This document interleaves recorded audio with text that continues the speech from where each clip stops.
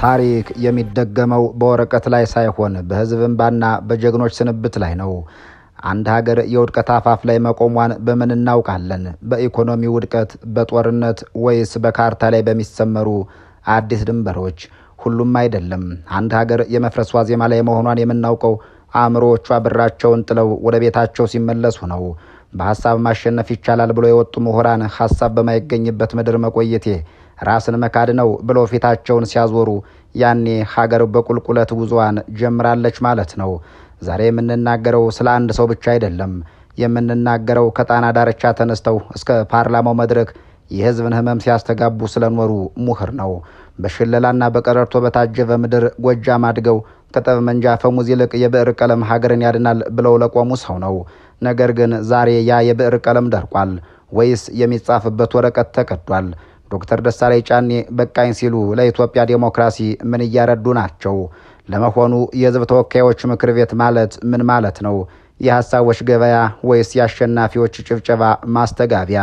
አንድ ምሁር በዚህ ቤት መቆየት ለህዝብ የሚፈይደው የረባ ጥቅም የለም ብሎ ሲደመድም በቤቱ ውስጥ ያለው እውነት ወይስ ድራማ? በዚህ ልዩ ትንታኔያችን የደሳለኝን ስንብት መነሻ በማድረግ የኢትዮጵያን ፖለቲካዊ ህሊና እንመረምራለን። ለምንድን ነው በኢትዮጵያ ፖለቲካ ውስጥ ተስፋ እንደ ጧፍ ተለኩሳ ባጭር የምትቀልጠው? አብን የተባለው የታላቅ ተስፋ ምልክት ዛሬ በምን ድግምት እንዲሟሟ ተደረገ? ምሁራን ከመድረኩ ተገፍተው ሲወጡ ሜዳው ለማን እየተለቀቀ ነው? ለሐሳብ ወይስ ለጉልበተኞች? ከደቡብ ኮሪያ እስከ ሲንጋፖር የኢኮኖሚ የእድገት ማማ ላይ የወጡት በምን ምትሃት ነው? የእኛ ሀገር መርከብስ መሪዎቿን ለምን ወደ ባህር ትወረውራለች? ዛሬ በቁጭት የምንጠይቀው አንድ ትልቅ ጥያቄም አለን። ኢትዮጵያ አዋቂዎቿን የምታሳድድ ጨካኝ እናት እየሆነች ነውን? የደሳለኝ ጫኔ ስንብት የዲሞክራሲው ሞት ነው ወይስ ሌላ የምጥ ዋዜማ? ብዕር ሲሰበር ጠመንጃ ይነሳል፣ ሐሳብ ሲታፈን ጩኸት ይገዝፋል። ዛሬ በመላው ኢትዮጵያ የምንሰማው የጥይት ድምፅ ምሁራን በሐሳብ እንዳይሞግቱ ተደርገው አንገታቸውን በመድፋታቸው የመጣ መርገምት ይሆን? የተከበራችሁ ተመልካቾቻችን ዛሬ የዶክተር ደሳለኝ ጫኔን መራራ መግለጫ መስመር በመስመር እየፈተሽን ከቬንዙዌላ ውድቀት እስከ ኮሪያ የእድገት ምስጢር እናነጻጽራለን። ይህ ዘገባ ብቻ አይደለም፣ የሀገር ህመም ምርመራ እንጂ። ያኔ በባህር ዳር ስታዲየም በእልልታ የታጀበው የህዝብ ተስፋ ዛሬ በፓርላማው ግድግዳዎች መካከል ሲረግፍ ማየት ምን ይሰማል? ዶክተሩ ወደፊት ሀገሬን እንዴት እንደማገለግል አሳውቃለሁ ሲሉስ ለቀጣዩ ትውልድ የሰላማዊ ትግል በር መዘጋቱን እየነገሩን ይሆን? ዛሬ የምንፈትሸው የደሳለኝን ስንብት ብቻ ሳይሆን የኢትዮጵያን የነገ ዕጣ ፈንታ ጭምር ነው። ብዕር ከጠመንጃ ይበልጣል የሚለው እምነት ዛሬ ተሸንፏልን? መልሱን አብረን እንፈልገው። ይህ የበራፍ ቲቪ የእውነትና የትንታኔ መድረክ ነው። የተከበራችሁ ተመልካቾቻችን እስከ ዝግጅቱ ፍጻሜ አብራችሁን ቆዩ።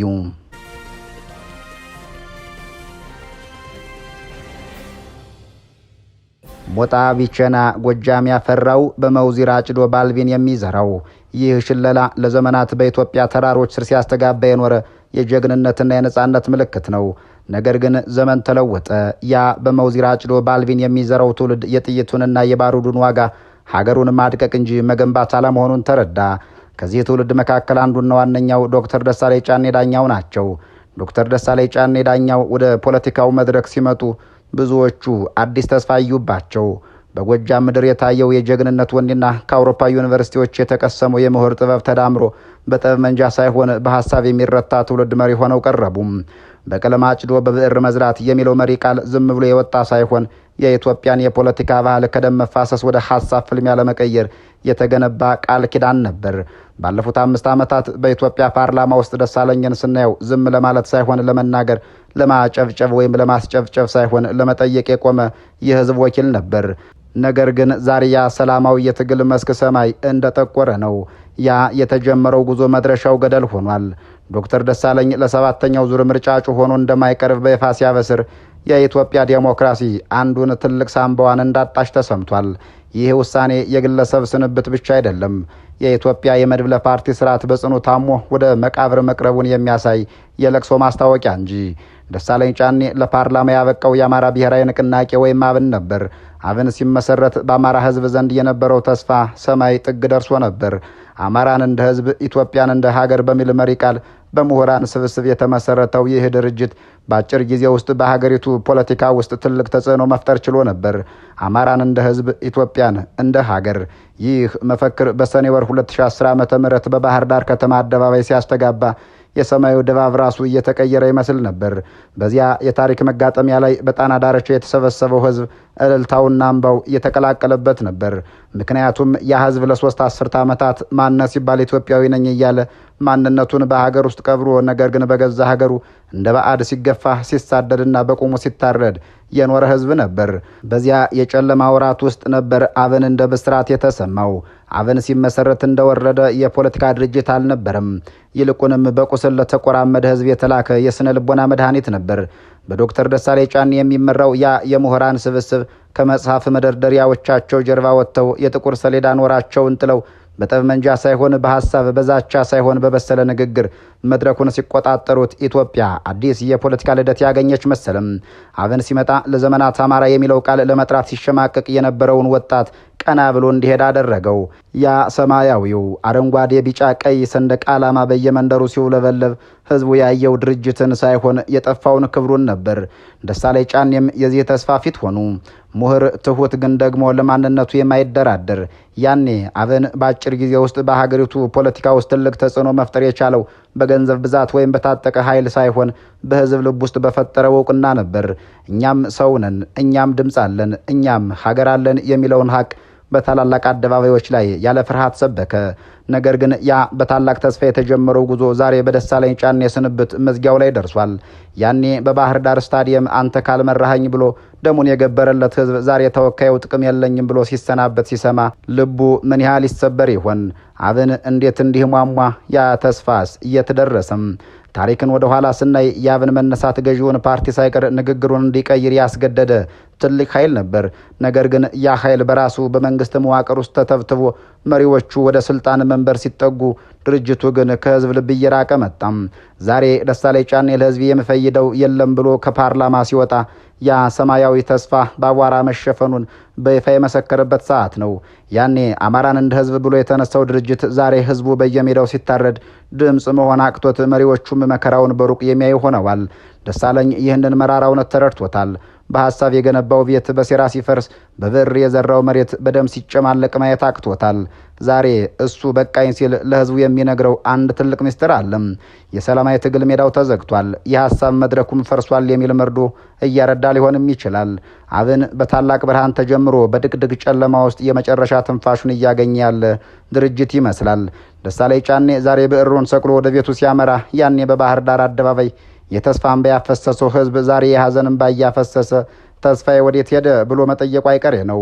ሆኖም ዛሬ ደሳለኝ በመግለጫው ላይ ለእጩነት የጠየቁኝ ፓርቲዎቹ ነበሩ ሲል የገዛ ድርጅቱ አብንን ስም አለማንሳቱ ትልቅ የፖለቲካ ምስጢር ይዟል። አብን ዛሬ አለም የለምም በማይባልበት ውስጣዊ ክፍፍልና በመንግስት ጫና በረዶ ሆኖ በመሟሟት ወቅት ላይ ይገኛል።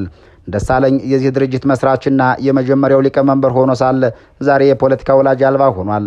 በኢትዮጵያ ፖለቲካ ታሪክ ውስጥ ተቃዋሚ ድርጅቶች እንደ ጧፍ በልተው ለጥቂት ጊዜ አብርተው የመጥፋታቸው አዙሪት ዛሬ በአብን ደጃፍ ደርሷል። መሪዎቹ ወደ መንግስት መዋቅር ሲጠቀለሉ ድርጅቱ ዓላማውን ሲስት እንደ ደሳለኝ ያሉ በሐሳብ የጸኑ ፖለቲከኞች ሜዳ ላይ ይቀራሉ።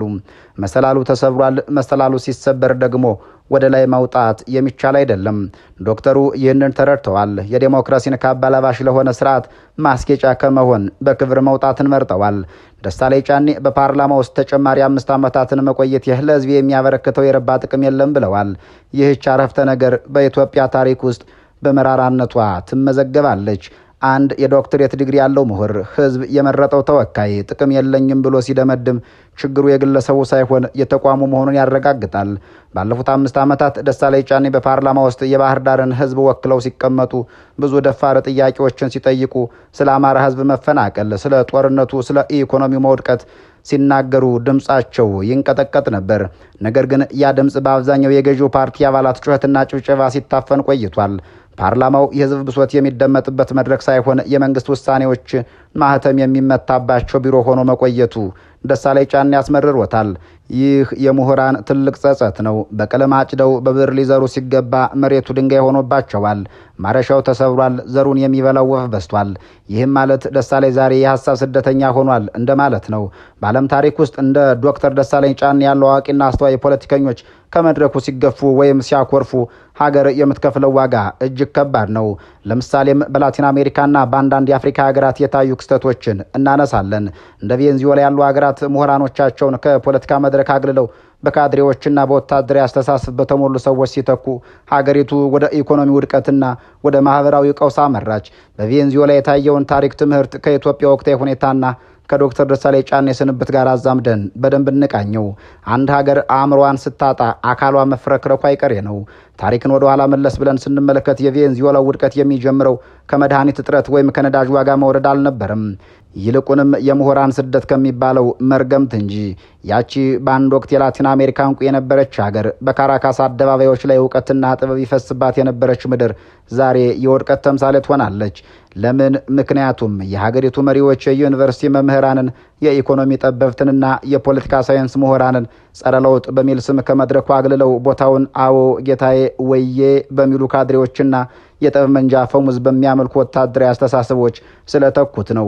ምሁራን ሲገፉ ቦታውን ድንቁርና ያወርሰዋል። በቬንዙዌላ የታየው ይኸው ነበር። የሀገሪቱን የነዳጅ ሀብት የሚያስተዳድሩ የዘርፉ ባለሙያዎች ለፓርቲው ታማኝ አይደላችሁም ተብለው ሲባረሩና ቦታቸው ለጀኔራሎች ሲሰጥ ሀገሪቱ በታሪኳ አይታው ወደ ማታውቀው የኢኮኖሚ ገደል ውስጥ ገባች። ሀሳብ ሲታፈን፣ ጥያቄ ሲታገድና እውቀት ሲናቅ የሀገር መውደቂያ ጉድጓድ ይቆፈራል። ወደኛው ስንመለስ ደግሞ የኢትዮጵያ ወቅታዊ የፖለቲካ ግለት ይህንኑ የቬንዙዌላውን መጥፎ ሽታ እያመጣብን ይገኛል። ዛሬ እንደ ዶክተር ደሳለኝ ጫኔ ያሉ ምሁራን በፓርላማ መቆየት ለሕዝብ የሚፈይደው የረባ ጥቅም የለም ብለው ብዕራቸውን ሰቅለው ሲወጡ ሀገራችን ምን ያክል ትልቅ የአእምሮ ኪሳራ ውስጥ እንደገባች ትልቅ ማሳያ ነው። ምሁራን ሲገለሉ ፖለቲካው የጭብጨባ ክበብ ይሆናል። ፓርላማው የህዝብ ብሶት የሚመከርበት ሳይሆን የአሸናፊዎች ድግስ ማድመቂያ ይሆናል። ዶክተር ደሳለኝ ጫኔ ብዕራቸውን ሰቅለው ወደ ቤታቸው ሲያመሩ ብቻቸውን አይሄዱም። በሺዎች የሚቆጠሩ ወጣቶችን ተምረን ሀገራችንን በሀሳብ እንለውጣለን ብሎ የሰነቁትን ተስፋ አብሮ ይሄዳል። የኢትዮጵያ ፖለቲካ ምህዳር እንደ አኮርዲዮን እየጠበበ ለሀሳብና ለምክንያታዊነት ቦታ እያጣ በመምጣቱ ለነገው ተተኪ ትውልድ የሚተወው የባዶነት ውርስ እጅግ አስፈሪ ነው። ምሁራን ሲያኮርፉ ሀገር የምክንያት ድርቅ ይመታታል። ዛሬ በኢትዮጵያ ሰማይ ስር የምንሰማው የሀሳብ ሙግት ሳይሆን የጥይት ድምፅ መሆኑ የምሁራን ድምፅ በመታፈኑ የመጣ ጣጣ ነው። አንድን ምሁር ማሰር ወይም መግደል ብቻ አይደለም ማግለል የሚባለው፣ ይልቁንም ሀሳብ ዋጋ እንዲያጣ ማድረግ፣ ድምፁ እንደ ጩኸት መቁጠርና መድረክ መንፈግ ትልቅ ግድያ ነው። ደሳለኝ ጫኔ ዛሬ በቃኝ ሲሉ ይህ በቃኝ የሚለው ቃል የሺህ ምሁራን የውስጥ ሰቀቀን ነው። በቬንዙዌላ ምሁራን ሲገለሉ ህዝቡ ለቁራሽ ዳቦ ተሰለፈ። ሀገሪቱ የምሁራን ስደተኛ አምራች ሆነች። በኢትዮጵያም የምሁራን መገለል ከቀጠለ የፖለቲካው ሜዳ ለጽንፈኝነትና ለጉልበት ፖለቲካ ክፍት ይሆናል። ሀሳብ የሌለው ሰው ጠመንጃ ይመርጣል። እውቀት ለሌለው ሰው ደግሞ ዛቻን መሳሪያ ያደርጋል። ዶክተር ደሳለኝ ጫኔ ዛሬ የሰላማዊ ትግል ሜዳው ለህዝብ የሚበጅ ፍሬ የለውም ብለው ሲያበቁ ይህ መልእክት ለገዢው ፓርቲም ሆነ ለህዝቡ ትልቅ ደወል ነው። ሀገር አዋቂዎቿን ስታናድድ ድንቁርና በቤተ መንግስት ደጃፍ ላይ ድንኳን ይጥላል። ዛሬ ደሳለኝ ጫኔ ብዕራቸውን ሰቅለው ሲወጡ የኢትዮጵያ ዲሞክራሲ በመቃብሯ ላይ እየተጨፈረባት መሆኑ ብቻም ሳይሆን ወደፊት የሚመጣው ምክንያታዊነት ድርቅ ሀገሪቱን ምን ያክል ሊያከስላት እንደሚችል የሚያሳይ መሪር ሀቅ ነው። ምሁራኑን ከገበታው ካገለልን ሜዳውን ለደም መፋሰስና ለጭፍን ጥላቻ አሳልፈን ሰጥተናል ማለት ነው። የደሳለኝ ስንብት የግለሰብ ውሳኔ ሳይሆን የኢትዮጵያ ፖለቲካዊ ህሊና ራስን ስቶ መውደቁን የሚያረዳ መርዶ ጭምር ነው። በእርግጥም እንዲህ ያለ ነገር ነው። ምሁራን ሲወጡ ሚዛናዊነት ይጠፋል። በሀሳብ መከራከር ሲቆም ጥይትና ዛቻ መሪ ይሆናሉ። በተቃራኒው ደግሞ እንደ ደቡብ ኮሪያና ሲንጋፖር ያሉ ሀገራት ምሁራኖቻቸውን በፖለቲካው መዋቅር ውስጥ በክብር እንዲሳተፉ በማድረጋቸው ዛሬ ካሉበት የእድገት ማማ ላይ ደርሰዋል። የደቡብ ኮሪያና የሲንጋፖር የእድገት ምስጢር ከምሁራን ተሳትፎ አንጻር በመተንተን ከኢትዮጵያ ነባራዊ ሁኔታ ጋር አዛምደን እንመልከተው። ሀገር ማለት ባዶ መሬት ሳይሆን በምሁራኖቹ አእምሮ ውስጥ የሚታለም ቅዱስ ህልም ነው።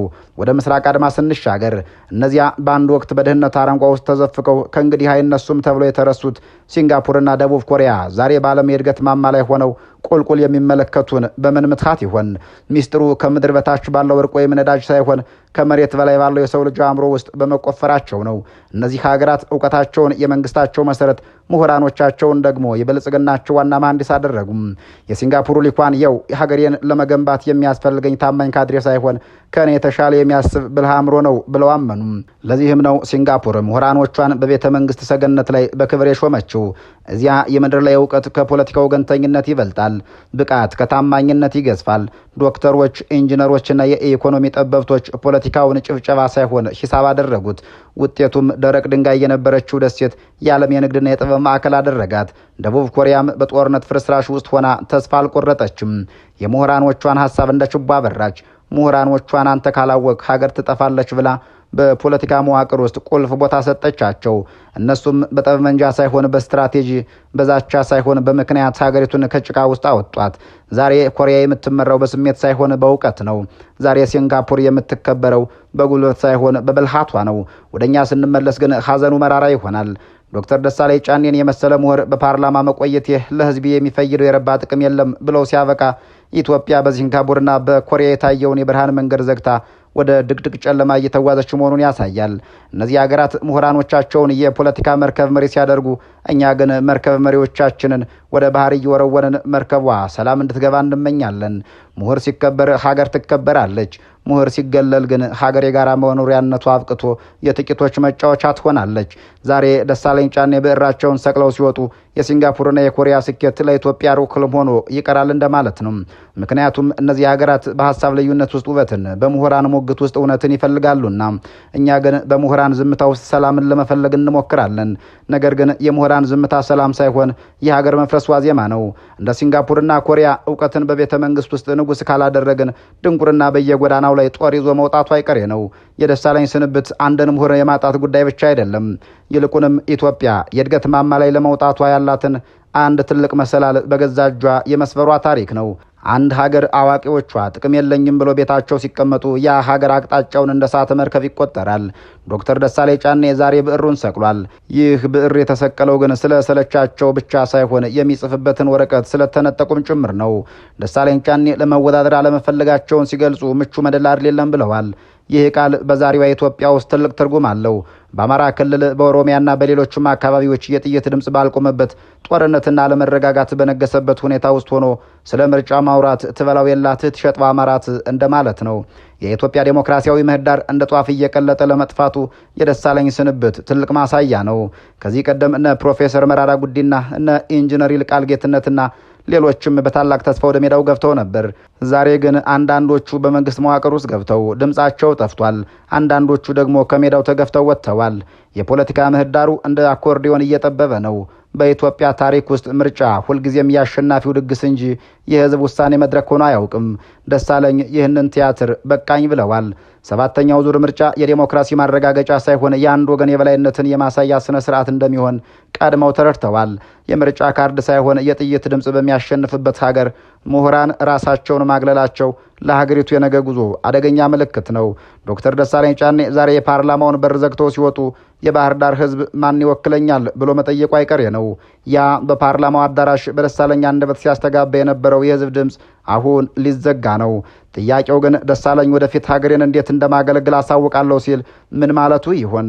የብዕሩን ቀለም ቀይሮ ይሆን ወይስ ሌላ የትግል መንገድ ጊዜ የሚመልሰው ይሆናል?